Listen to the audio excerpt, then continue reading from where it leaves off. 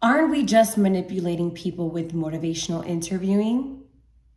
This was a question that was thrown to me in one of my conferences, and I'll tell you guys what I responded.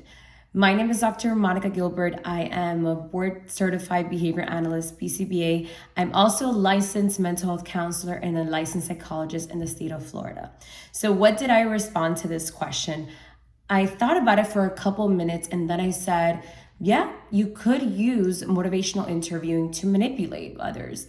The same way that you can use medicine in the dark science, or you can use it to do other things, right? We've seen it all over the world where people use theoretical pieces or concepts that make sense or based on science, but they can use it for the wrong as well. What is the spirit of motivational interviewing? I like to think about it as that ethical piece in motivational interviewing is what prevents us from becoming these, dark scientists in the field and really using it only to our advantage. When we work with others, we are really using whatever we've learned to help them. And it's not so much about ourselves, it's more about them. So getting back to the spirit of motivational interviewing, you guys know that MI loves using different acronyms, and this is not the exception. So a nice, easy way to remember the spirit of motivational interviewing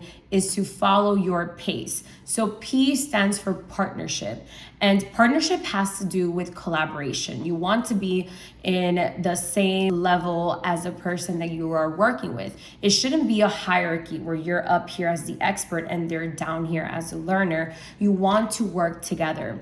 A metaphor that they use in motivational interviewing is the person is picking their cruise destination and you are there helping them on how to get from point A to point B. And in that helping, you are actually working with them.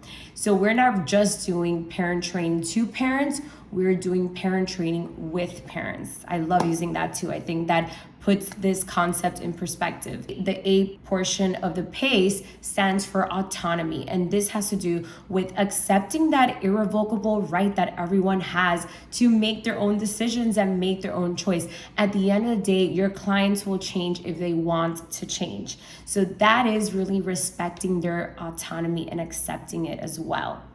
Then we go to the C, and C has to do with compassion. And compassion is exactly what it sounds like. Now, oftentimes we don't understand where our clients are coming from because perhaps we're not going through exactly what they're going through.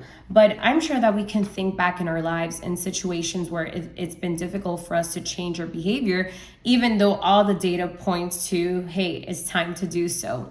So we can kind of understand where they're coming from, and also understanding that not everyone comes into therapy in the same level of readiness. Some people come in and they're ready to go. Others need a little bit more of information. Some need more motivation. Some need a plan. So based on that theoretical model, which I will go over in future videos, it's important to understand where that person's motivation comes from, and that will help you be a little bit more compassionate with them. Another piece that I find to be very important is I always ask the consultants that I do the consultations with is, are you guys compassionate with yourselves? I think we need to be first compassionate with ourselves in order to understand that concept firsthand, and then be able to also be compassionate with those around us. So the last piece of following your pace is E, and that stands for evocation. So we want to evoke the ideas, the solutions, problem solving, all that from our clients. We don't just want to be the person that's there giving them all the solutions. We want it to come from them. So in order to do that, it's important to have a mindset that your client is knowledgeable about what they're going through. When we are working with parents, for example, doing parent coaching sessions, we have to understand that they are really the experts in their child's needs and in their child's altogether. Next time that you are asked whether we are using motivational interviewing to manipulate others, I'm sure that you will have a better response.